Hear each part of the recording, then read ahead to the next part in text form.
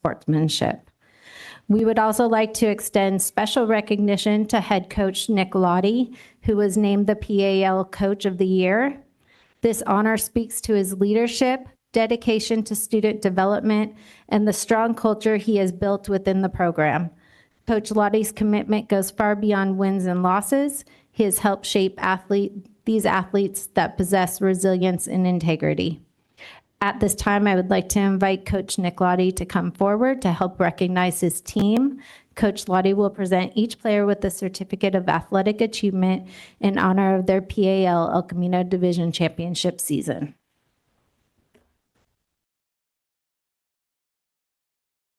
Here's a certificate for you. Oh. This one is for Nick. I get one. That's awesome. I get one. All right.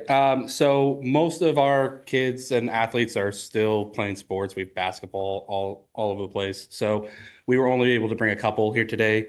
So I have two of my captains. I have Joey Donati and I have CJ, who have been captains for the last 2 years for us.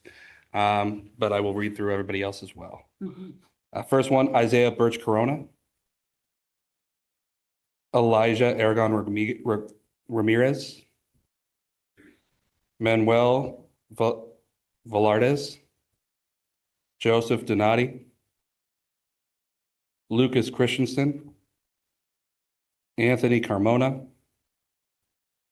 William Morrow, Jaden Lagos, Nate Kelly, Jackson Harrington, Robert Glover, Casey Flanagan, Moses Atuiva, David Shadenko, Makai Shimizu, Trevor Sneed, Austin Sneed, Jack Swidler,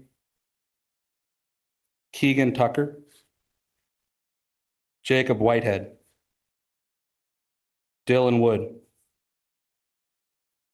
Michael Aplanario. That's going to be everybody. So thank you very much. Do you want the students, Yeah. the people that are here, would we like to acknowledge them? Yes, With their please. certificates?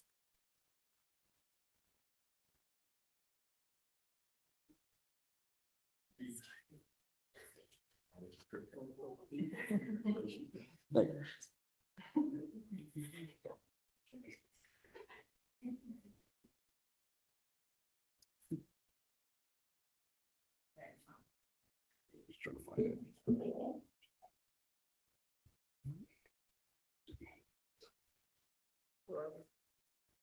Casey Flanagan. Sorry. Got it. There you go. Joey Donati.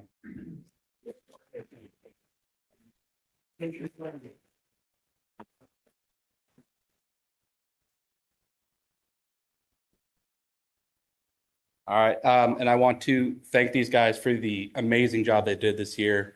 I've been coaching at Terra Nova for 13 years. This is one of the best seasons that we've had, not just on the scoreboard, but in the classroom as well. We had almost every single student make grades this year, which was amazing, and I think it's only happened maybe one other time since I've been coaching there. So for that this year, definitely give these guys a round of applause. That's right, Coach. Thank you very much, guys. Hey. I'm taking, yeah, I need that.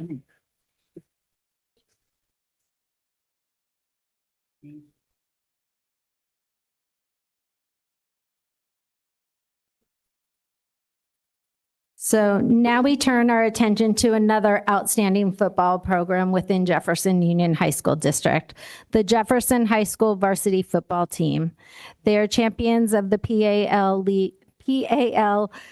Lake Division this season. Under the leadership of head coach Amani Stewart, these student athletes demonstrated exceptional determination, resilience, and teamwork throughout their league schedule, finishing undefeated undefeated in division play and earning the top spot in the PAL Lake standings. This remarkable achievement is a testament not only to the talent and hard work of the players, but also Coach Stewart's commitment to developing a culture of excellence and growth, both on and off the field. His leadership has positively impacted these young athletes and helped guide them to a division championship that our entire district celebrates. At this time, I invite Coach Amani Stewart to present each player with a certificate of athletic achievement in honor of their PAL Lake Division championship season.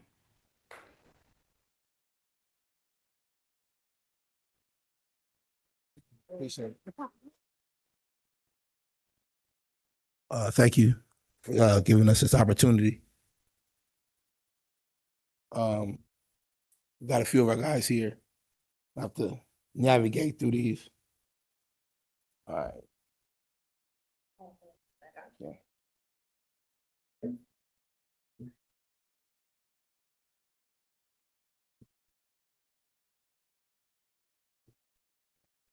So guys.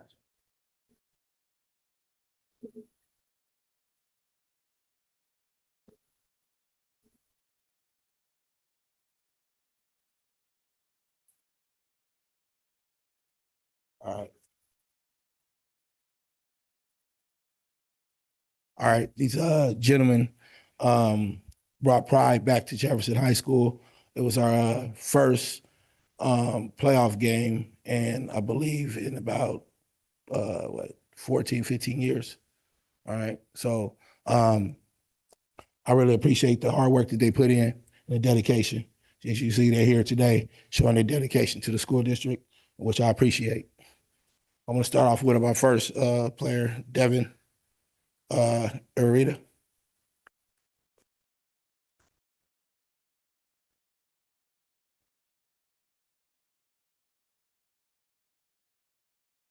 Thank you.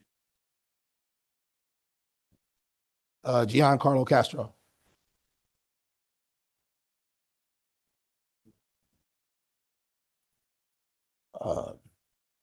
Andres Long.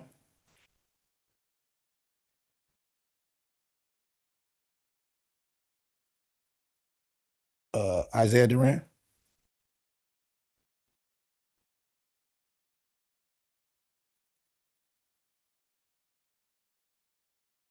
Yazin Genevieve.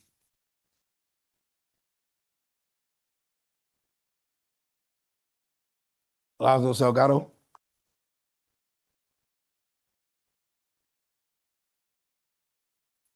Robert Sonny Green.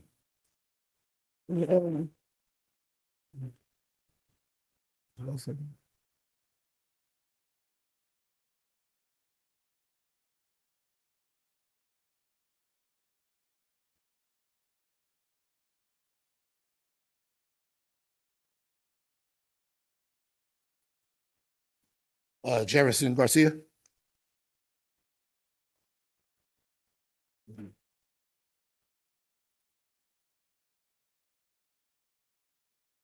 And Richard DeJar.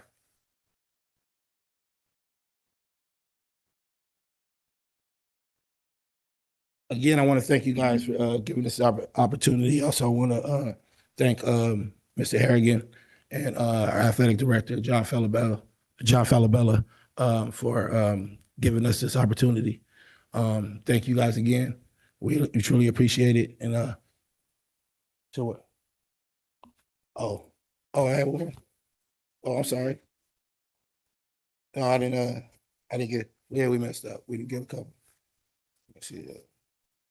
Sorry. Okay, we call the name. Isaiah. No, Isaiah Twin. Okay, Toa. That was Isaiah Toa.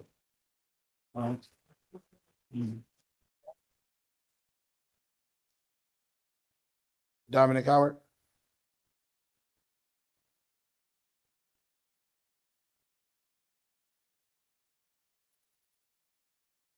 And Alessandro. All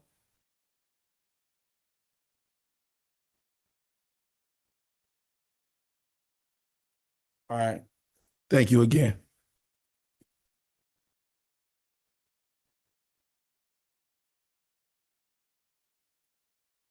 Let's give one last round of applause for the Jefferson and Terra Nova varsity football teams.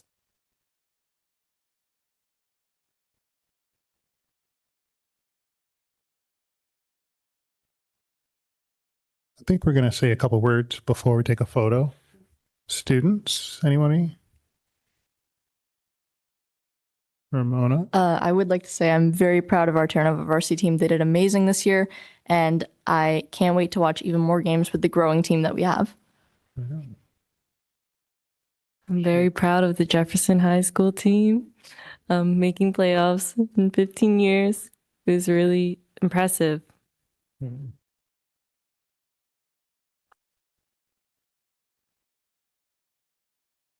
Oh, congratulations to both teams. Yeah.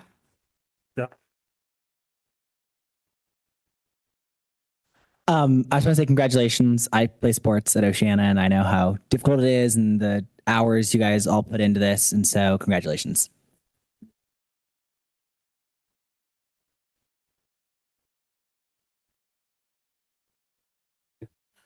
Huge shout out to both squads, both schools, both coaches. Nick, thank you for emphasizing grades with the boys. Amani, I know you do the same thing because I've heard you out there, grades first. So I mean, you know, academics, that's you gotta nail that before you can do anything else. So that's good stuff. Also, Nick, congratulations on your award. I've known Amani since high school. We went to high school together. We've had some good. Really old then. We've had some. Wait, who, me or Amani?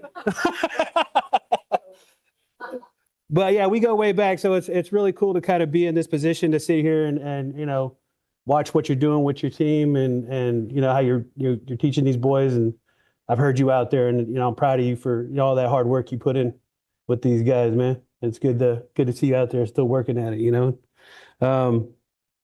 I know how hard it is for you guys to be student athletes, especially playing football, and you're out there practicing and banging, putting the pads on, and just, you know, you got to go, you know, home after that and do schoolwork and, you know, study, and, you know, so it's a lot of work for any student athlete. So, I mean, you know, big kudos to you guys for making it happen, keeping your grades up, being out there and getting that chip. So, proud of all you guys. Congratulations.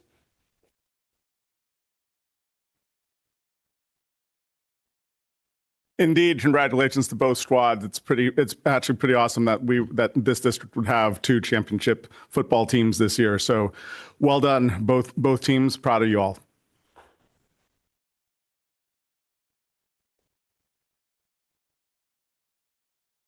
God, 2 championship teams.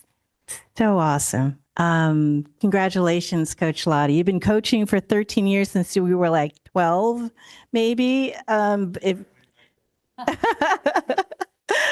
mean, you're a Lottie, so it's in your blood, right? So, and Coach Amani, I believe you're a Hall of Famer, aren't you? Yeah. This is you, because you've been working at it a long time, and I really appreciate that. And our student athletes, amazing. It's hard. How many of you work also? Or look after younger siblings? You probably all, yeah, right? I mean, you probably help at home too. It's really hard, and I appreciate everything you put into this and to come away with championships and making us look good, because you really also exemplify what Jefferson Union High School District is. And thank you to the coaching staff, the parents, and, you know, friends and family out there all the time. Congratulations to all of you. You're all champions. You're all, you know, you're in our hearts because you really represent us really well. Thank you.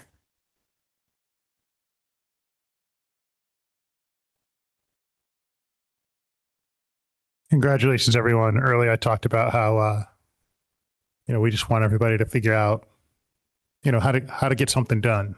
And I think both of these teams have figured that out. I played high school football, and I never quite figured out how to block that guy in front of me better than I ran with the ball. So I didn't play very much, but hopefully I had other successes. So congratulations. And I'm really happy to see how you showed up for each other all season long. That's what it takes on a football team. Nice work.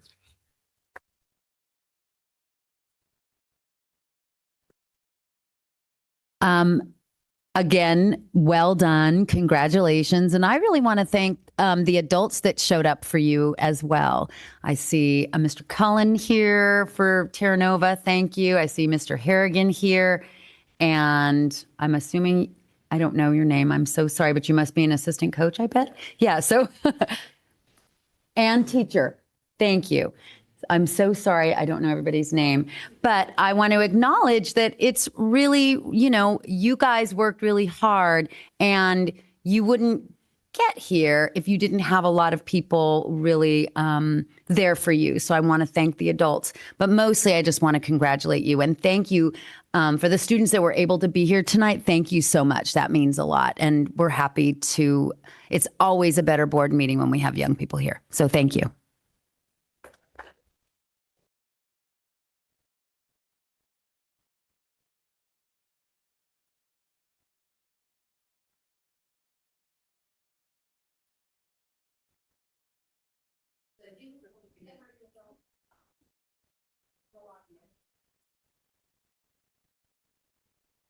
We're going to take the short recess. We take a moment back to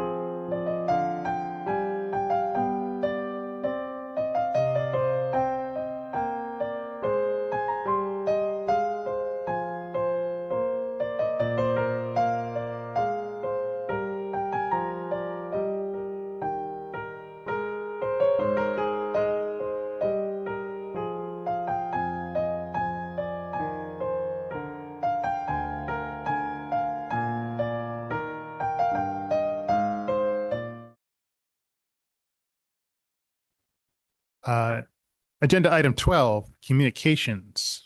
Let's start with our board report. Students? Shu? So starting with Westmore, on the 7th, so this Saturday, last Saturday, we had we hosted the last competition for the FTC robotics, and the Westmore team won the Robotics Think Award, and we were awarded for our innovative change in idea.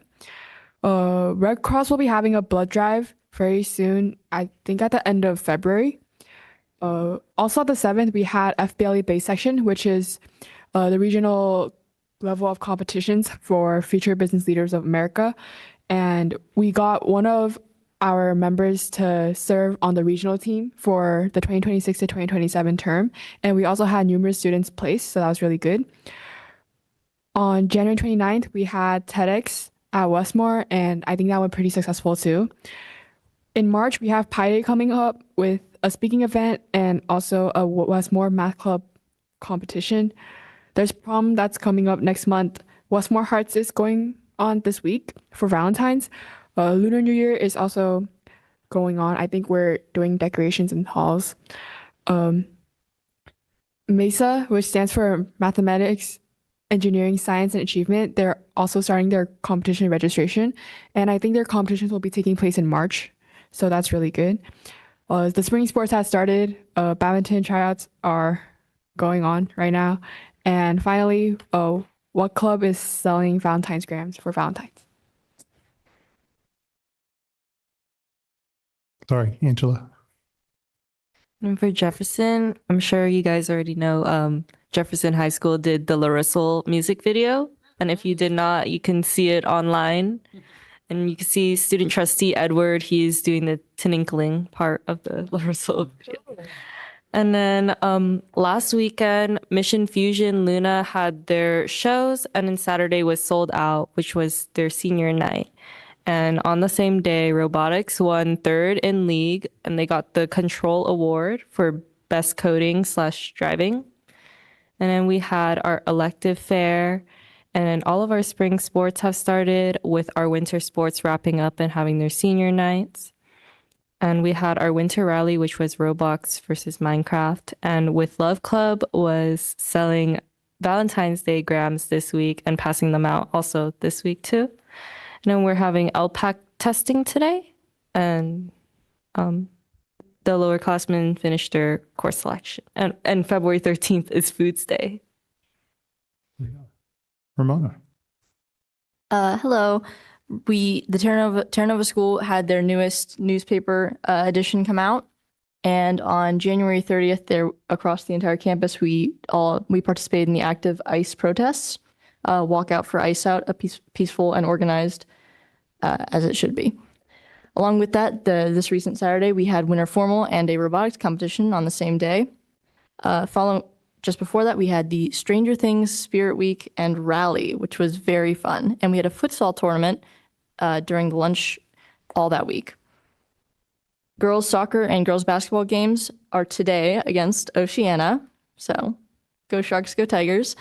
And coming up, we have quad basketball games versus Burlingame on the 13th, which is their senior night.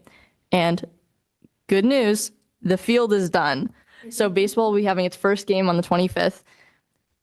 The class of 29 will be sending out Valentine's Day grams later this week, and Mock Trial had their last competition and a successful season.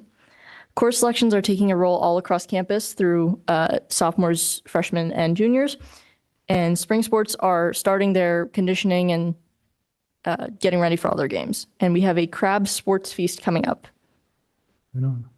I have no personal interest in this whatsoever, but tomorrow's senior night for soccer at Terranova. Mr. Presta. Okay, so some stuff going on at Oceana. Oceana also participated in the robotics event, and I heard they got an award. We have an upcoming rally. It's Minions themed, which is exciting. Haven't thought about Minions in a long time. We have a Chipotle fundraiser for our senior class that's coming up. So look at the Oceana ASB Instagram to come support Oceana at Chipotle. We're planning our senior trip right now for our class. The senior class every year does like a trip with the funds that we've accrued throughout the last 4 years for our class. Our spring fling is coming up at the beginning of March, which will be fun. The senior panorama photo is happening, I think, the week we come back from break, which would be cool, in the gym. Interim fair, where in different interims at Oceana come and sell, and they can make money for their interims and kind of do better things. When interim happens at the end of March, which is fun. Spring sports just started. I'm doing track. I just got back from track practice. So those are off and running. Prom committee started at Oceana, so we're going to start planning for our prom in the near future.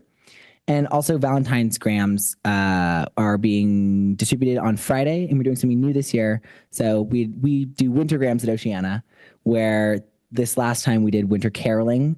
The ASP kids went around and caroled, and this time for Valentine's grams, the ASP kids are going around singing love songs to people if they want to buy them. So that should be fun. All right, thank you. Naomi? Okay, for Thornton, last week we had a field trip to the Courage Museum before it opened to the public. Last week we had progress reports cards, and this week we have SEC night coming up on Thursday. Thank you. Thank you. Trustees, Mr. Gallegos. I would really like to go before the kids next time because I feel like an underachiever. But if the shoe fits, Trustee Gallegos. I wasn't all that busy the past couple of weeks, but I did attend the TED Talk at Westmore High School, and I'm partial to that event just because I've been watching TED Talks for a long time, and it was an honor to see a colleague of mine here, Andrew Lee, do a presentation. You did very well, by the way. So did everybody else, and I would love to see that program grow, so I'm looking forward to more of that, and that's really all I have to offer for tonight. A couple of things. We had the site meeting at Oceana on Thursday last week, which was a really nice discussion about all the great things going on at the school.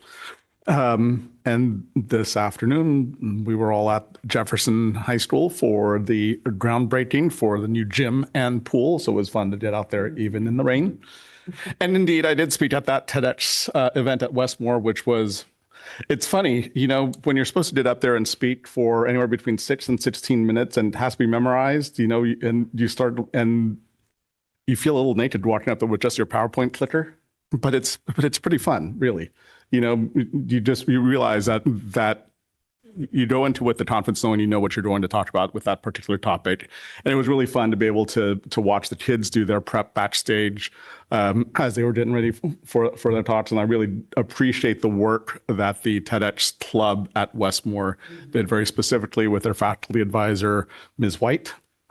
One of the best part about that event was the day before, the rehearsal in the classroom where I ran through my speech and the students gave me feedback on how to improve it. And I was able to work it in. It was pretty cool to hear that feedback. Yeah, so all props to the students for putting it on. And I concur with you, Trustee Gallegos, this program needs to grow and I really hope it does. Thank you. Vice President Tejada. So I did also go to the TEDx event. It was amazing. I wish there were more speakers, and I committed to them that I will do it next year.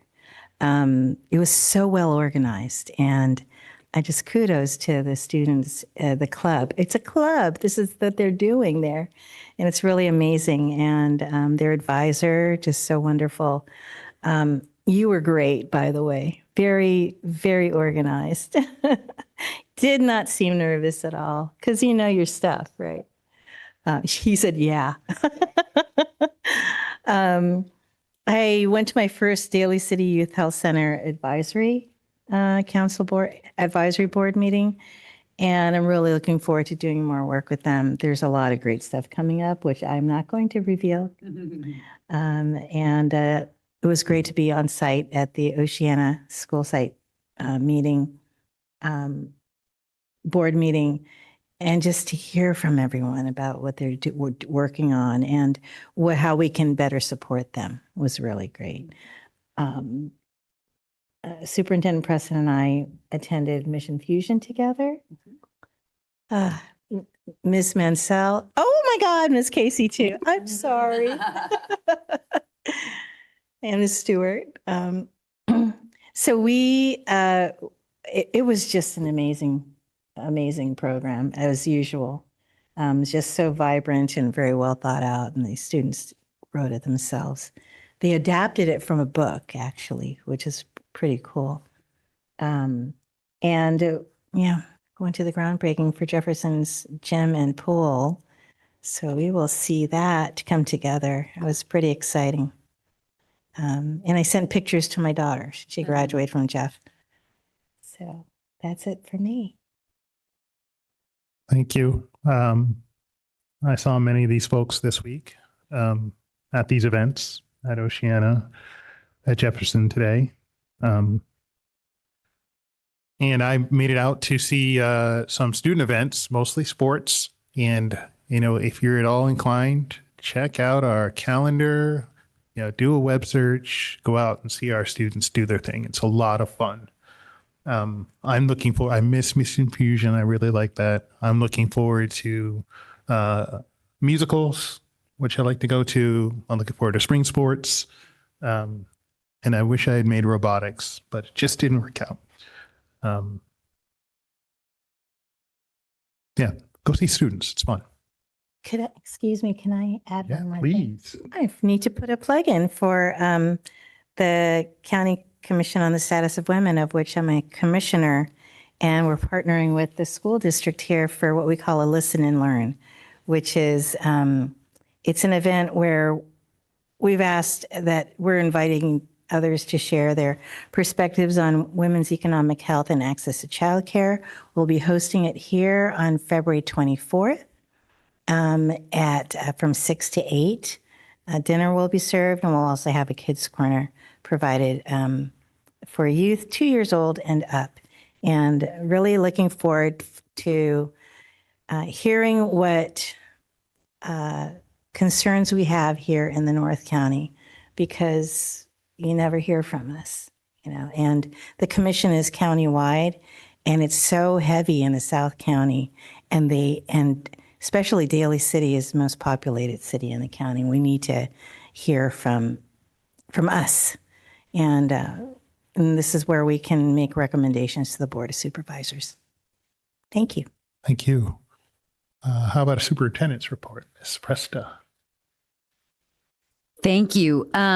So I want to say a little bit about a lot of things. The Oceana Site Board meeting was so great to hear. There were so many people there. Academic council, the students were there. So I just want to thank the staff and students who came to share all of the positive things that are happening there, and also to share with us some of the things that they would like more support on. So at Executive Cabinet today, in fact, we were talking about some of those things and how we can meet their needs. Mission Fusion every year, I think, is the best year yet. And again, I think that. So it was really, really great. I loved seeing many of our student trustees in the show and some of our student trustees behind the scenes at the show, Angela. And it was a great, great night. Student advisory last night. I'm in awe of what the kids are doing. They're working so well together, and that's my favorite part of the week. I want to talk about that TEDx. I wasn't able to go to TEDx this year because I was at a conference. And I asked last night the students when it would be online so I could watch the students and Trustee Lee, because I'm excited about it. I know former trustee Salahuddin and I did it last year, and it was not easy. I was very nervous, and the kids were super impressive. They kept checking in on me to make sure that I was making progress and what support I needed. And then when we did our walkthrough last year, I had not done slides because they were like, oh, you don't need to do slides if you don't want to. And I was like, okay, I'm not going to. And then everybody else had slides.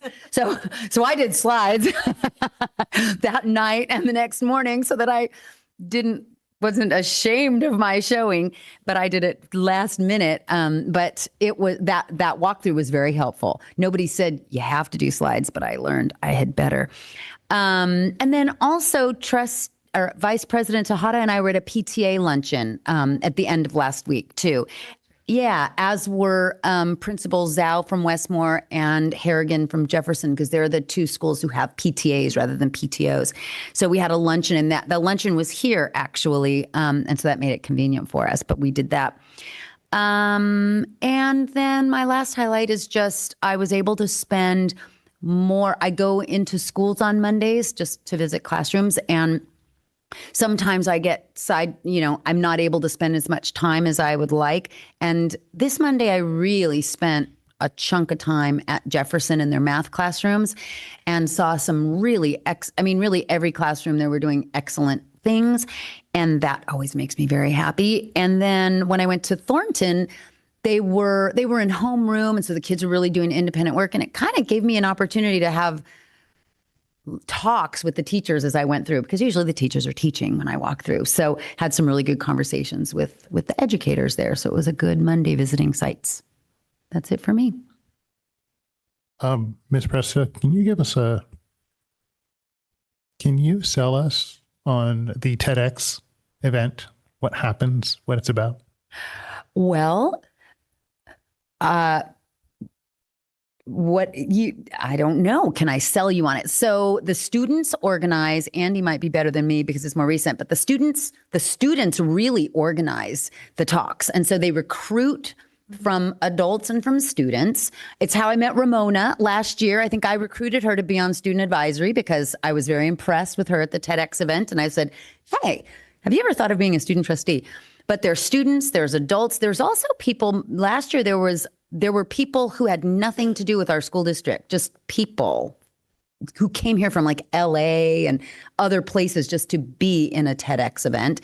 So I'm not sure how those people get recruited, but they check in with you, they talk to you, they give you examples of TEDx talks, and they have check-ins with you to say how much progress. Are you off script yet? I mean, things like that. Like they were really supportive.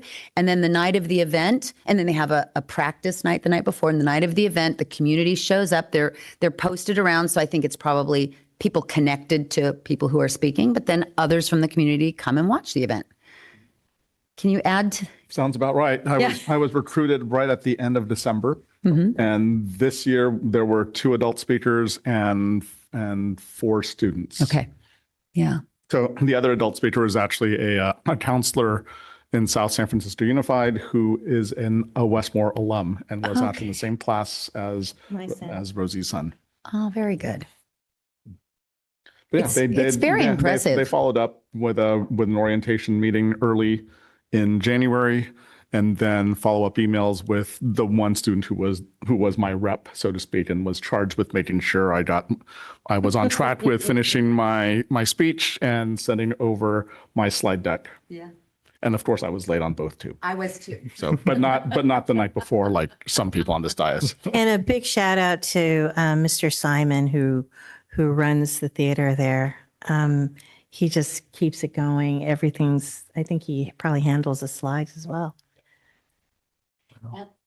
And the students there, I don't know, there are multiple students who are really doing so much work behind the scenes. So they're not giving speeches, but I know Ryan, I don't even know all the kids. So I don't want to not miss anybody, but there were lots of students behind the scenes that really do a lot of work to put it together. So kudos to all of them.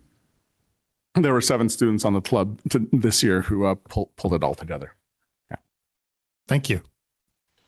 Do we have any board subcommittees that are reporting? I think we should probably just report out briefly on the EHC, the Educational Housing Corporation. I think the couple of main things are that the building is 100% occupied and there is a wait list of 54 staff. Yeah.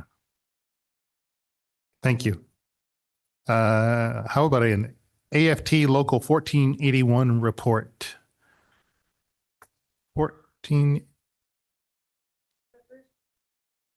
54. I think it's 57. Wow. Well, I mean, Oh, that's fine. It's somewhere north of 50. Oh, yeah. That's amazing. That's amazing. Hi, everyone. Good evening. Two things. I just want to, let you know that I'm supporting the strike in UESF. And we appreciate that our district, when we negotiate and we get it done. As you may know, they've been negotiating for over 10 months. So to have that, go on and on and on is not what we have to deal with. And I hope we never have to deal with that. One other thing I want to mention, as I keep mentioning, is check our AFT 1481 website for updates on political actions. Some of them you may not be aligned with, but if you are, please feel free to contact me if you want to get involved in some of the things we're doing. And I really appreciate our district, our staff, our students who participated in the ICE marches. And I went with some of the students from Jefferson, Thornton, Westmore, and even Policita students participated, had come to join, and it was really lovely to see the students come together. And I also saw some of the other actions from other sites. So I appreciate everyone doing that. I appreciate our adults trying to keep our students safe, even though we weren't, it wasn't something we were saying, please leave campus and do, but we appreciate that there were adults trying to make sure that students were safe. And that's all I have today. Thank you. Thank you. Let's move on to the consent agenda, where it's recommended. Move to approve consent. Second. All in favor? Aye. Aye.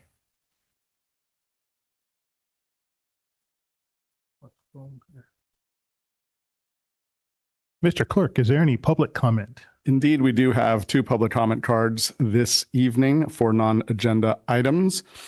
Just a reminder to the speakers tonight that you will have 3 minutes to speak, and the board will not be able to comment on your items that you are sharing with us this evening.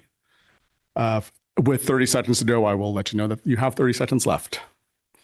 All right, first speaker is Mike Mooney. Well, good evening, everybody. I'll go really fast. My name is Mike Mooney. I'm a 1978 graduate of Terra Nova, and I've been referred to as Mr. Terra Nova. I not only taught there, I coached football, baseball. I was a substitute teacher for 3 years. I run the reunions, and I also run the alumni baseball game for probably 35 years. So I'm here to talk to you about naming the new sports facility after Horace Hitchcock. And I worked diligently with Tony. She did very responsive. I was surprised when you work with a board, you get quicker emails, but I got emails right away and I appreciate it. But I wouldn't be a Terra Nova Tiger if I gave up. Tony's email did say the decision was not to move forward with the idea. She said, based on broader considerations related to the facility naming practice and the district priorities. I said, all right, well, how about a fallback position? But then I said, you know what? I can continue on. So it's amazing what you can see on the internet. So I watched the board meeting on 12/16, and I listened to you all talking about naming a facility. And it obviously was right after I talked to Tony about it. You guys hear me? Yes. Sometimes I was told I don't need a microphone. But CSBA policy, as Tony said, reads verbatim. Board encourages community participation in the process of selecting facility names. And I said, all right, well, that sounds pretty good. I have no problem gathering community support. CSBA policy says governing boards shall name schools facilities. And the board went on and continued and said we changed the word from shall to may. So what I thought I'd do is I'd speak today, share with you community input so that you may decide to name the new sports facility after Horace Hinshaw. Tony did complete her email and explained to me that the naming of a facility or field is reserved for individuals whose contributions are connected to serving the school directly. And so I put some thought to that, and I said, I'm going to go to a board meeting. So here are some things that Horace Hinshaw served directly to the school. And I'm confident you'll agree that there's not a peninsula school or city that's been blessed to have somebody so deeply connected to a high school, more than any coach or teacher in so long. And how it starts out is Horace's contributions to Terra Nova are longer and more encompassing than any past coach or employee. I have 30 seconds. Boy, he started in 1969. He's still engaged today. He met with the baseball coach and softball coach about promoting the field that we're talking about naming him. Andrew Jerome, you guys coach soccer. Horace started AYSO. Charette, your son will probably be on the soccer team at Terra Nova, and Horace will be reporting on those. And Tony, those swim meets that Dominic dominates, he wrote about sea lions all the time. He started the Hall of Fame. Every Terra Nova coach is on the wall. He created the anchor game. Thank you, and that's time. Boy, so in closing, I would say that's serving the school directly. And as a fellow faculty member, that's more than most teachers and coaches, maybe not as much as Bill Gray. I have some handouts for you. I don't want to take your time. You can read the 160 comments off Facebook and from alumni and past coaches and board members on here. Thank you for, great. Thank you for your time. Good thing I'm an athlete. Sorry to go over. Our next speaker is Amber Friedler.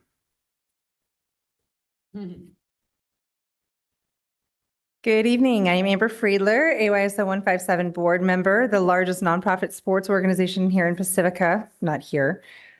This is not just about a baseball field. It's about honoring a man who helped build the very spirit of sports in Pacifica, Horace Hinshaw. For more than 5 decades, Horace has been one of the strongest champions of youth athletics and community pride our city has ever known. As the longtime sports editor of the Pacifica Tribune, beginning with his first published story in 1969, he did not just report scores. He told the stories of our kids, our teams, and our community. He made young athletes feel seen, valued, and inspired, my children included. But Horace's impact did not stop on the printed page. As president of the Pacifica Sports Club and a driving force behind the Pacifica Sports Hall of Fame, he preserved the history of our athletes and celebrated the achievements that make this town proud. He helped grow youth sports from small local programs, AYSO, into thriving opportunities for hundreds and eventually thousands of children, from expanding soccer programs to supporting Little League, Bobby Sox, and community races like the 4th of July 10K. His fingerprints are on generations of athletes who learned teamwork, resilience, and confidence because someone believed in them. His dedication has never gone unnoticed, from being named Pacifica's Volunteer of the Year to earning recognition from regional recreation leaders and induction into the Peninsula Sports Hall of Fame.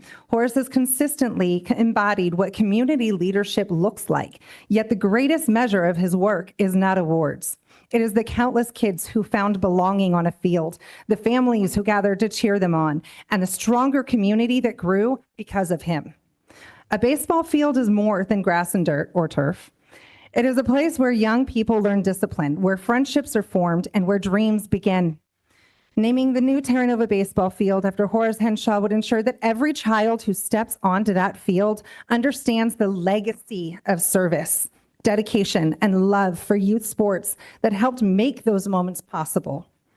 It would be a living tribute to a man who spent his life making sure Pacifica's young athletes had a place to play, a voice to celebrate them, and a community that believed in their potential. Let us honor a legacy that has shaped our town for more than half a century. Let us give future generations a name to look up to when they step foot on that field. Let us name the Terra Nova baseball field after Horace Hinshaw, the Horace Hinshaw Sports Complex. Thank you. Thank you. Thank you very much. Those are all the cards I have this evening. Thank you for public comment. 17A1, cell phone policy, BP, board policy, 5131.8. Actually, I believe you went too far ahead. We need to go to 16A1. this silly numerical order thing. Thank you, Mr. Clerk. 16A1, Education Services, the 2025-26 LCAP mid-year update. Ms. Baca. Hello, everyone. Good evening, President Walker and members of the board. Tonight, I will be sharing our local control accountability plan mid-year update for the 25-26 school year. This update is a required check-in that allows us to reflect on where we are on our LCAP halfway through the year. So I'll begin with a brief overview of the mid-year reporting requirements and then move into how we are using increase and improve services for our unduplicated students. From there, I will highlight the progress connected to our LCAP goals and board priorities and close with next steps and upcoming opportunities for feedback. So the state law requires districts to present a mid-year report to the board by February 28th. The report must include two things: all available mid-year outcome data connected to LCAP metrics and all available implementation and expenditure data for LCAP actions. Here at the bottom is a link to the report with all of the metrics and expenditures we have available where it says mid-year report. So since our LCAP contains many actions and services and metrics, I will only highlight an action or two in this presentation, and we will go more in depth with updates during our study session in April. So as a reminder, our LCAP is organized around 7 goals that collectively focus on equity, student well-being, high-quality instruction, college and career readiness, and strong systems. Within those 7 goals, we intentionally created 2 additional goals to call out 2 student groups who require the greatest level of support: our students learning English and our students with disabilities. These goals help ensure that our planning, resources, and actions remain centered on the students who need them the most. So in the next slide, I will share an update on the increase and improved services for our unduplicated students, which includes students learning English, low-income, and foster youth. Together, they make up 39% of our district enrollment. This section is especially important to highlight because the intent of the local control funding formula is to increase and improve services for these student groups. So in the LCAP, we have allocated about $1.2 million in LCFF supplemental funding to support wellness staffing across the district. I will speak more about this when I go over goal number 2. We have also used LCFF supplemental funds to provide additional administrative support for attendance, discipline, and student wellness at our comprehensive campuses with the highest percentages of unduplicated students. They're Jefferson High School and Westmore High School. These site-based administrators focus on improving attendance, addressing discipline concerns, and supporting student wellness, which helps ensure our highest need students have consistent access to support. Alongside the wellness and attendance investments, we are also using LCFF supplemental funds to strengthen instruction across the district. Our instructional coaching program, which began more than 10 years ago, is funded through these supplemental funds. District-wide data continue to show academic gaps for English learners, foster youth, and low-income students across all school sites and indicators, with the largest gaps for students learning English. This tells us that the challenge is systemic and not site-specific. To help address this, we have invested in a district-wide instructional coaching program using the Jim Knight's Impact Cycle. This model focuses on goal setting, observation, feedback, and reflection, and allows coaches to work side by side with teachers to strengthen instruction in real time. Our English language development program is also supported through the LCFF supplemental funds. This includes lower class sizes in designated ELD classes, along key support roles such as bilingual paraprofessionals, family liaisons, and educational services special project assistants. Together, these supports help ensure English learners receive targeted and responsive services. Lastly, we have set aside both district and site-level funds to support the basic needs of our unduplicated students. This includes items such as clothing, shoes, yearbooks, hotspots, and other essentials that remove barriers and help students fully participate in school. In total, we have budgeted approximately $3.4 million in the LCFF supplemental funds, and to date, we have spent just under $2.7 million. So next, I'll take a few minutes to highlight one or two key action strategy from each LCAP goal. I'll also share one metric from each goal, including the areas the board identified as priorities. So goal 1 focuses on diversity, equity, and belonging. From this goal, I want to highlight our work with the National Equity Project as part of the District Redesign Network, which includes districts from Chicago, Walnut Creek, Santa Clara, Matson, and New York. Our equity design team started 3 years ago with 5 members and has grown to 9 members so far. And I'm happy to report that each school site is working on developing its own safe to fail actions that align with the district's equity challenge. There will be more in-depth presentation on this work on March 22nd, but I'd like to share a brief overview. So as part of the network, our charge was to identify an equity challenge using the National Equity Project's See, Engage, and Act framework. We begin with C, which is building awareness of how we experience and interpret our system by examining data, reflecting on our own perspectives and listening to multiple voices. We then engage by strengthening relationships, listening deeply, and creating the conditions for honest and complex conversations about equity. Finally, with ACT, we design focused strategies, testing safe to fail actions that allow us to learn, adjust, and improve over time. As a district, we identified our challenge as building a stronger sense of belonging within engaging learning environments for all students, with a particular focus on students learning English, African American students, Latin students, and students with disabilities. Our equity challenge framework, as you can see here, courtesy of John Harrigan, who created this beautiful graphic, it's the structure that will help us navigate through our equity challenge. Its purpose is to center student voice through cycles of reflection that include student listening, collaborative sense-making, and prototyping scalable action steps. This process helps us take small focused actions, learn from them, and continuously improve the conditions that support positive student outcomes. In the later slides, I'll go over an example of how this cycle is being used in our ELD program. So from the framework, how do we measure progress? It's important to remember that equity outcomes take time to change. Because of that, one way to track our progress is by looking at the conditions that support equity. We do this through the Catalyze survey, which measures key organizational conditions connected to equitable systems and practices. On this slide, you can see the results from our equity design team. It gives us a snapshot of the conditions currently in place to support this work. One clear strength is the high level of trust within the team. An area we want to strengthen is our learning culture, especially making sure that there is protected time for collaborative learning.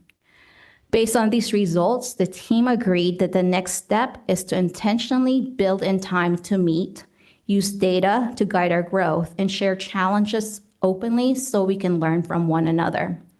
So far, the Catalyze survey has only been used with the equity design team.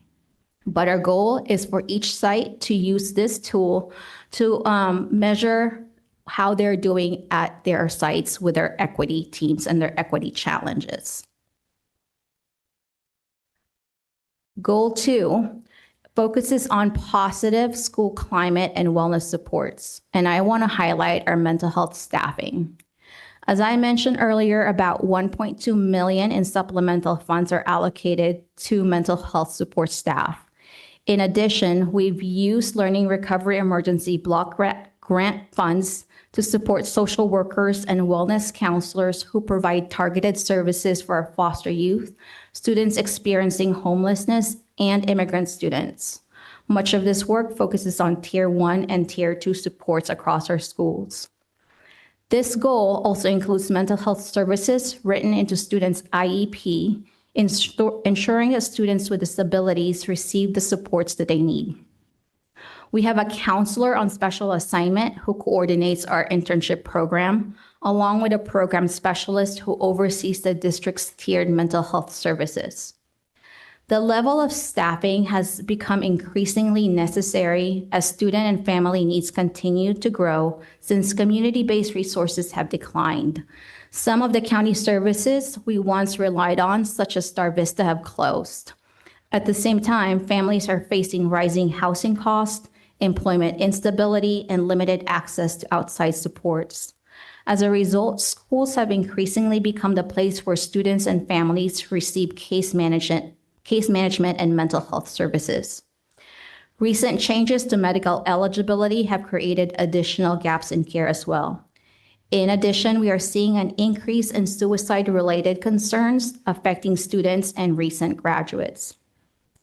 Board Policy 5141.5 recognizes that students' emotional well-being is closely connected to their academic success and directs the district to provide prevention, intervention, and access to mental health services.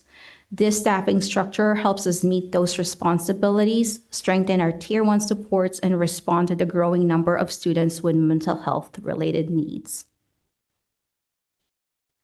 Now, one of the key metrics that the board chose to focus on that aligns with Goal 2 is the percentage of students who perceive their school as safe or very safe using the California Healthy Kids Survey. Using our baseline data from the 22-23 school year, and at that time, 63% of ninth grade students reported feeling safe or very safe, while only 20% of Black African Americans reported the same. In 23-24, 62% of ninth graders reported feeling safe or very safe, which is a slight 1% decrease from the year before. However, we did not have enough survey participants among African American students that year to report the data. Because the number of African American students district-wide is relatively small at about 50 students district-wide, we realized the same issue could happen again. So to address this, we added the same exact survey question to a local district survey to increase participation for our African American students. We also made a focused effort to survey all African American students and not just the ninth graders to improve the response rate. So as a result, in 24-25, our African American students reported feeling safe or very safe at school, while 58% of all ninth grade students reported the same. Now, moving on to Goal 3, which focuses on teaching learning. For this goal, I want to highlight our Universal Design for Learning, or UDL walkthroughs. UDL is about designing instruction from the very start so that more students can access learning. That means offering multiple ways for students to engage with content, different ways to learn and practice skills, and different ways to show what they know. This year, under the leadership of Dr. Lori Robinson, we structured our instructional council meetings with the principals. Each meeting now includes time to build community, learn about one of our instructional focus topics, and take part in a tuning protocol where principal shares a current instructional challenge. At the following meeting, we visit a school together, and conduct a walkthrough looking for evidence of that instructional focus in the classrooms, such as clear learning objectives, opportunities for collaboration, etc. And I'm happy to share that these conversations about instruction among our principals have been very rich, reflective, and informative.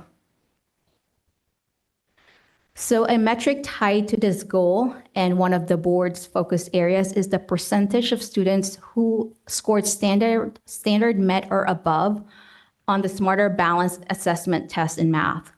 For this year, we're looking at the data written in pink from the 24-25 school year. So I'm pleased to report that overall, the percentage of students meeting or exceeding the standard has increased by about 2 percentage points from our baseline. We've seen gains among our Asian, Filipino, and white students, while our Hispanic and 2 or more races student groups showed slight decrease from the baseline.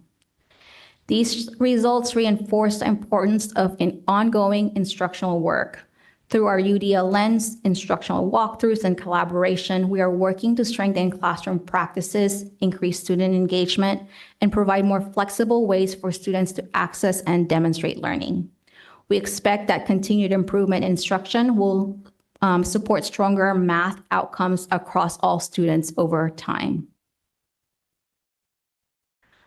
In Goal 4, it focuses on college and career readiness.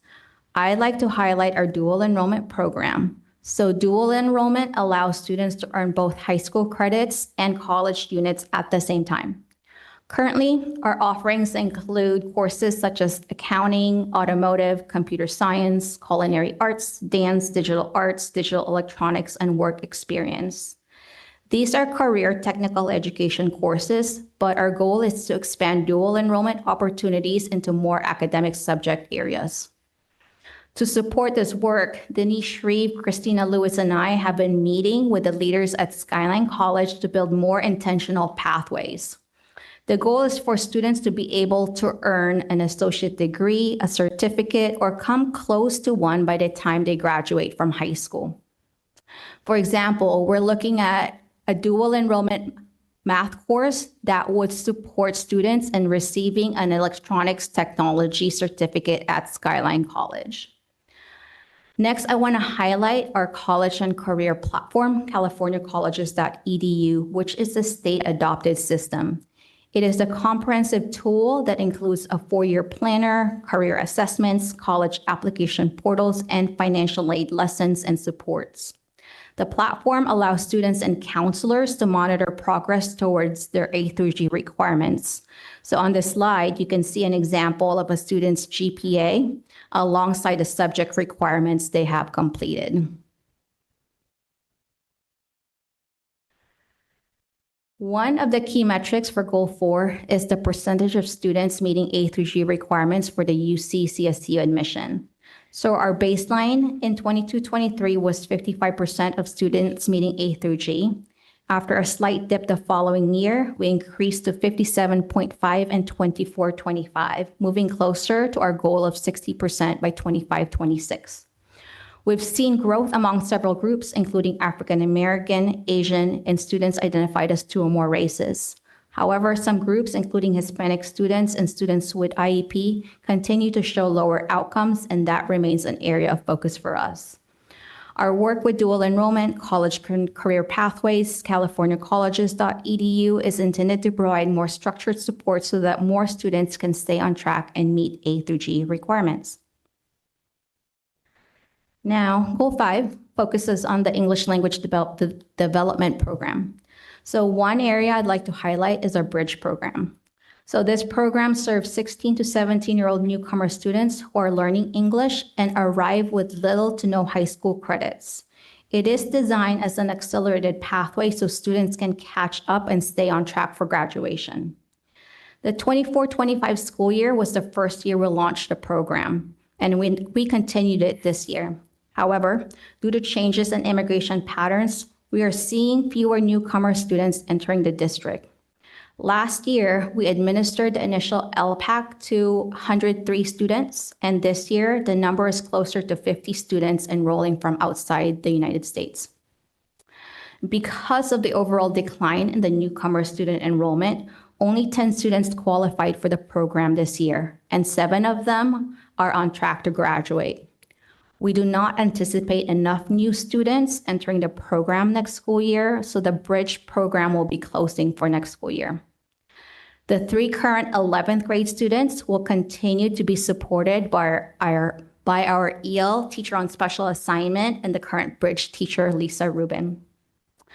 And I also want to take this moment to recognize the team who helped build this program. When you visit these classrooms, you'll feel and see that these students are truly seen, heard, and valued. So thank you to Lisa Rubin, Adam Cuby, Jessica Tiatia, Christina Lewis, support staff Patty Del Rio and Gabby De Gandan, and to Director of Curriculum and Instruction, Dr. Robinson, for creating and implementing a program designed specifically for these students. The program provided hands-on experiential learning while students developed their English language skills. So a few slides ago, I shared our work with the National Equity Project and the framework we've been using. I want to highlight one example of that framework in action through Dr. Robinson's work with our long-term English learners. As a reminder, long-term English learners, or LTLs, are defined on the state dashboard as students who have not reached English proficiency within 7 years of being identified as English learners. When we looked at our dashboard data, it was clear that we still have a lot of work to do to better support this group of students. In response to this, Dr. Robinson led a book study to help staff deepen their understanding of the LTEL students and their experiences. As part of the work, the team visited classrooms, conducted student interviews. And then after the book study, a smaller group of staff came together to take a closer look at our current program offerings. That learning has been grounded in student voice.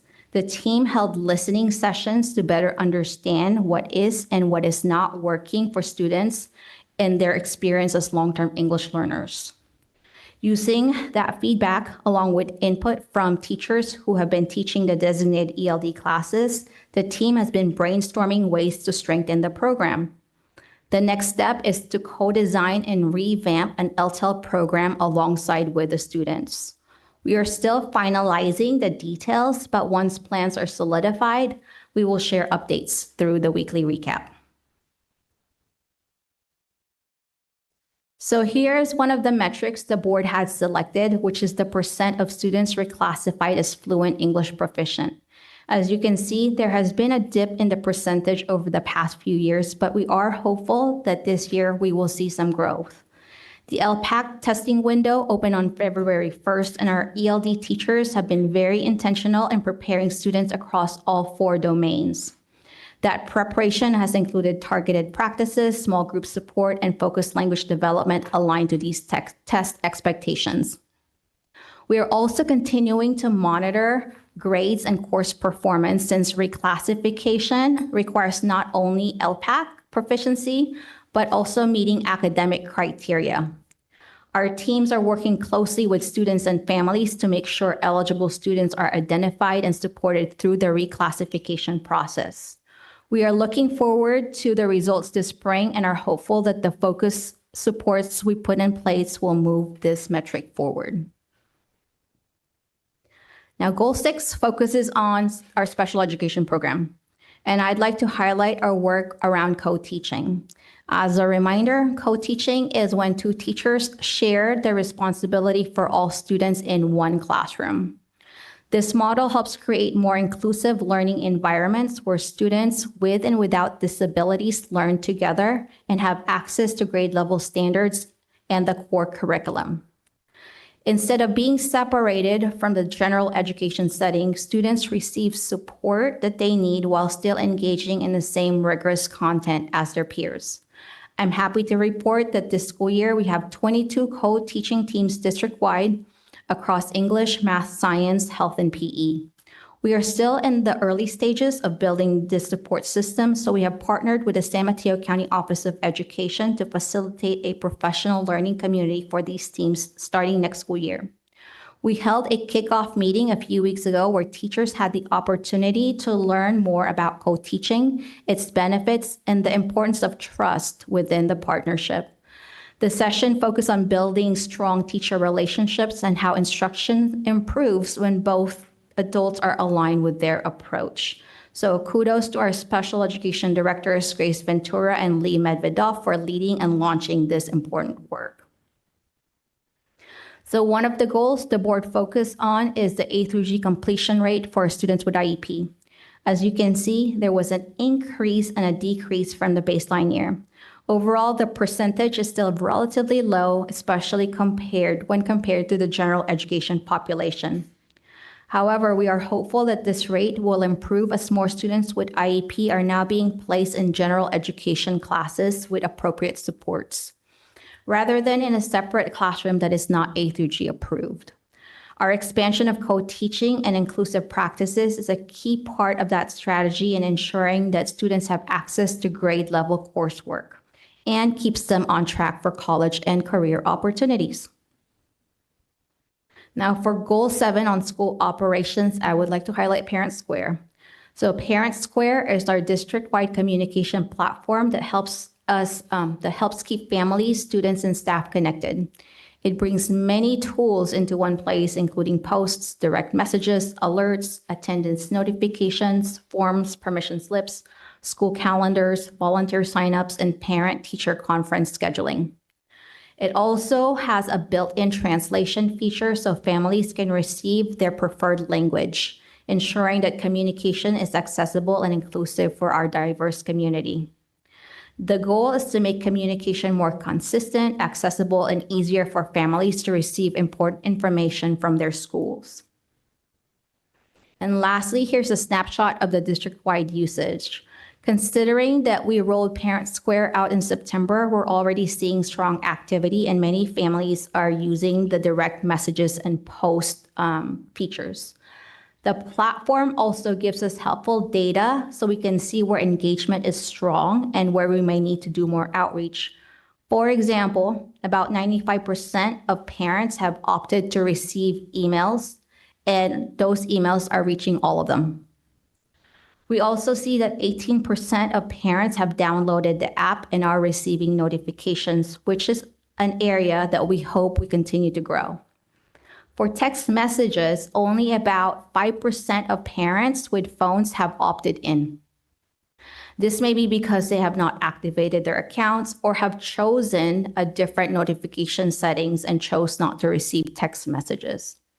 It is important to note that in case there is an emergency, such as school closure, all parents will still receive an email, an app, and a voice call and a text message if their phone number is in our system.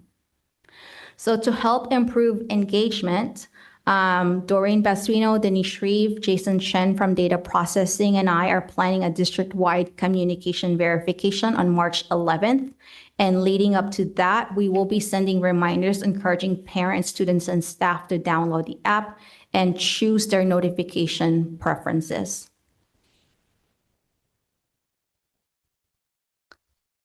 And as we look ahead, our next steps include our District Advisory Committee meeting on March 12th. Throughout March and April, we will continue to gather input and feedback and any adjustments needed for next year's LCAP. There will be a board study session on April 18th, followed by another joint District Advisory Committee and the District English Language Advisory Committee in May. And a public hearing is scheduled for June 2nd, and the board will take action and adopt the LCAP on June 18th.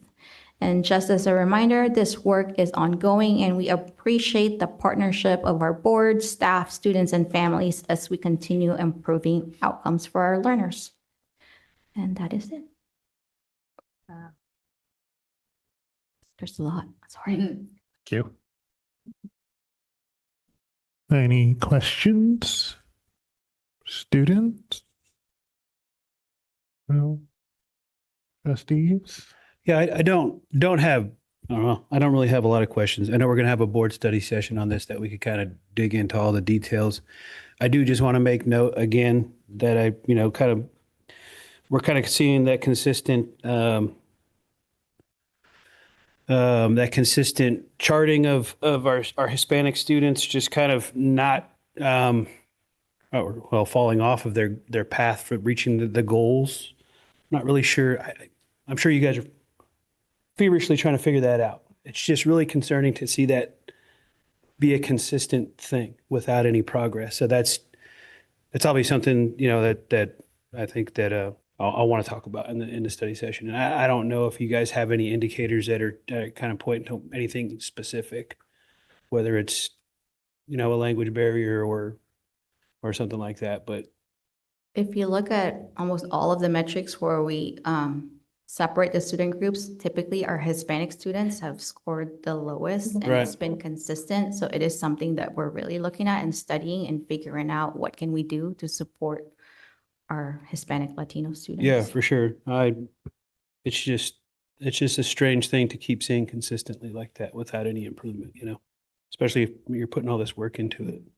Like, same goes for the special education department too, is kind of in the same kind of boat. I mean, I don't think it's as noticeable, but it's still there, kind of where it's just not, the baseline is just not really jumping out to me as far as improvements. But like I said, I look forward to the study session and kind of digging into that stuff with you guys. And thank you again for putting this together. It's really amazing how much goes into this. And I know this is just a summarization of a lot of stuff, because I've seen that, I was trying to read through that other LCAP document. It got a little lengthy, so I didn't quite make it through all of it. But thank you again for always putting so much of yourself into this, and your team and whoever else helped you do it. Thank all you guys for doing that. Appreciate it. Yeah, I don't want to go too deep either because of the very question, because we will have the study session, but a couple of quick questions. One, sad news obviously about the bridge program, but do we anticipate we bringing it back if things were to turn around, if we see, Yes. okay. So it's a pause. Happy that we've set the structures and systems in place so we can pivot if we need to. If we Okay. get an influx mid-year, there is a potential, to bring it back, because we will still have, Miss Rubin to be, as, part of our team. Okay, good. Great. That's great to hear. The other one is just with the UPP budget. You said $3.4 million budget, 2.6 million spent. Just because the accountant in me, do we have enough money to make it through the rest of the year? Yes. The other 800K, and we're not to go above that? Okay, cool. Just wanted to verify that. We typically have a budget, and for supplemental funds, we do typically overspend. Oh, okay. And that's the minimum threshold that we Got should it. be spending. That's Okay. the minimum proportion, or Okay. the base. Yep. And It is. Okay. All right. Great. Thank you. Just wanted to clarify that. And so this is statutory. We have to do a mid-year LCAP update that you have to submit to the CDE. No, we don't have to submit the mid-year. It's just Okay. I have to present it to you. Okay. And you have to report that you presented it to us. Yes, That's- so I have to report it to our auditors Okay. who ask for the agenda and the presentation. And There- then do the full 140-page document as well. Okay. Or whatever big, however big it is. Okay. Thank you. Your slide game is unparalleled, by the way. Keeps getting better. Thank you for all your hard work on this, and for all of our teams working on this. I know you've heard us when we came to you with some of our concerns and our goals, and thank you for presenting this in response to that as well. I just have a few little questions, and I'm really sad about the bridge program, because I went to the graduation last year and it was just so moving, and students were so excited, and you could tell that it was such a big deal to them. It was very moving for us, So this is very sad, but I hope we can bring it back. And we're still continuing to serve the students who are there now. Let's see. And so with your Catalyze survey, is that was that just with the equity design team? And We piloted with just the equity design team Okay. because we wanted to see, what does this look like? What will it give us? Yeah. Before we scale it out Right. to the other teams. Okay. And then do we create the questions? No, it's from University of Chicago. Okay. So it's very valid and reliable, and they Okay. gave us a whole data dashboard. Yeah. So the data, we have something to compare it to. Yes, and Yeah. the intent is that we give that survey at least 3 times a year and see if we have made progress. Okay. Okay. So what's the likelihood that we'll roll it out anytime soon? I'm not quite sure. Okay. So we are having another mini retreat here at the district office with our equity design team and try to plan for what this could look like for our site Yeah. equity team. And I don't know if Ms. Presta wanted to. I know. Can you see me sitting up? So our team will decide. It's like a team decision, but it's our goal that shorter or longer term to be utilizing it broadly. Yeah. At some point. At some point. Yeah. I'm glad you're being really careful and deliberate about the usage. And let's see. I really am impressed with how we're being really proactive in working on pathways, working with Skyline to come up with pathways that work for our students. I'm really impressed with that, and that we really are, working really towards serving our students in the way that we're seeing that they would like to be served, what works for our community. And it's that continued partnership with Skyline that's so valuable. And I just want to thank our fabulous special education team for really pushing the co-teaching model. It's just really impressive to me. And I just want to thank them very much. And that's all I have. Thank you. Thank you so much. I'm just excited. I'm impressed with the amount of work that goes into this. I have only one area of questions, and has to do with my misunderstanding of things. So when you're talking about college and career readiness, you talked about dual enrollment. Is that all considered part of our CTE offerings? Our CTE classes, a lot of them are dually enrolled. So Miss Manzel's dance class, even though she is our teacher, she also qualifies to be a dual enrollment teacher. So students enrolled in our class earn both college units and high school credits. Is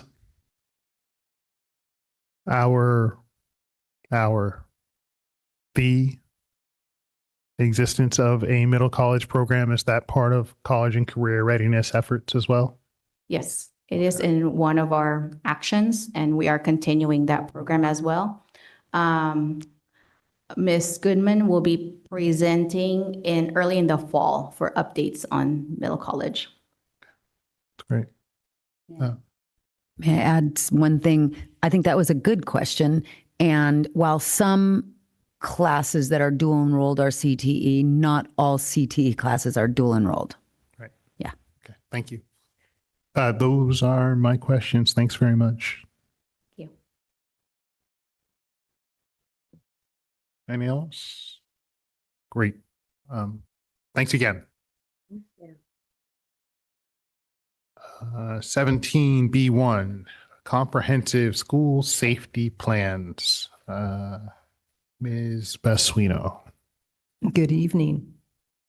High school sites' comprehensive school safety plans are required to be reviewed and updated yearly. They need to be board approved by March 1st. We have reviewed the plans in closed session and included the internal plans at that time. As a reminder, these plans are reviewed at their school site council meetings that are open to the public and include local law enforcement. These plans fall in line with the San Mateo County Office of Big Five emergency response protocols. Links to board policies are included throughout the plans. Once approved by you, the public plans will be posted on our website. I ask that you approve of the comprehensive school safety plans for all 5 of our high schools. I just noticed that this is on a discussion item, not an action item. Oh, interesting. Yeah. I will say that the board did take action in closed session, however, so I believe that that should qualify that this is just an update Okay. in discussion, but we may want to amend the beginning of the meeting. We said that that no action was taken. However, you did discuss the school safety plans in closed session. We may need to bring them back as an action item. Would that be outside of the deadline? Yes, it will. Mm-hmm. Can we amend? Oh, Yeah. Is it too late to amend Well, I guess it amend is. the agenda Agenda to and put move them this on under as an action. As an action. Well, I think we might have to do that. Okay, so I move to amend the agenda to move this item from 16B1 to action item 17B. Let's see. 17C1? Would it be C1? Mm-hmm. Yeah, C1. Mm-hmm. Second. Any discussion? All in favor? Aye. Okay. And so I would say Ms. Besuino doesn't need to No. We'll just automatically jump to 17C1 right now to do that. I think we should go in order. Okay. We'll do that. Just go back to it. Okay. It won't take long. So right now we're going to move to 17A1. Finally, even though I called it before. Ms. Presta. Okay. So at the last board meeting, the board heard the presentation from the cell phone committee, and there was an administrative error where we did not put the actual board policy on for amendment. So we brought it back for you. There is one change. So it is with regard to AB 272 that we've brought this back. And our current policy has some amendments, and the red line is there for you. The thing that we've added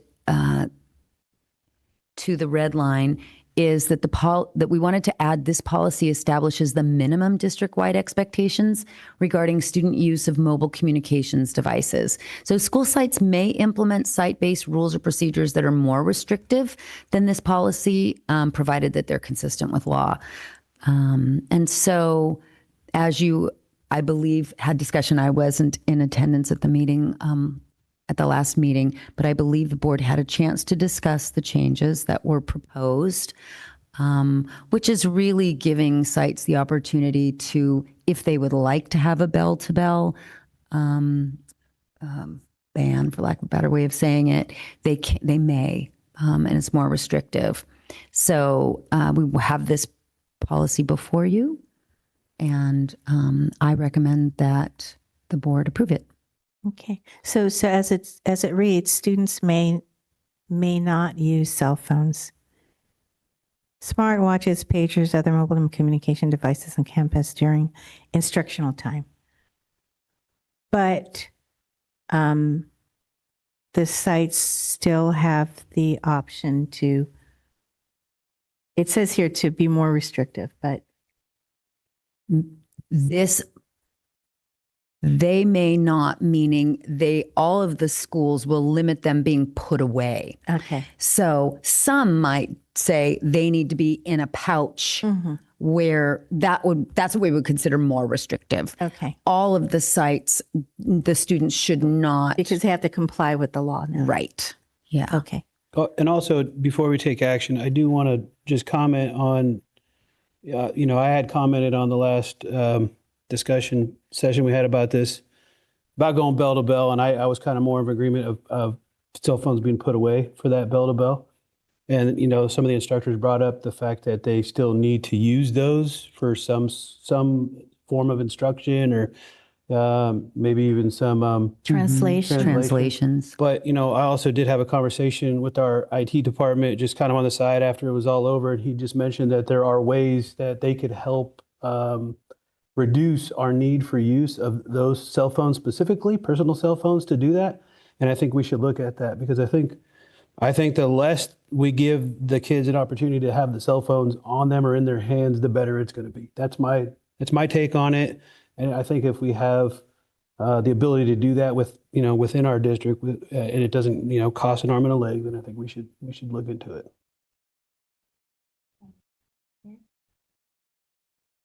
Thank you. Anyone else? Or Move to approve policy 5131.8. Second. all in favor? Aye. Aye. Thank you. 17B1. Job description update. I believe this is going to be Ms. Basuino. Good evening. The teacher job description was updated to include a small clarification to the working conditions, which includes working in a district facility or district designated facility. Okay. Move to approve. Second. All in favor? Aye. Aye.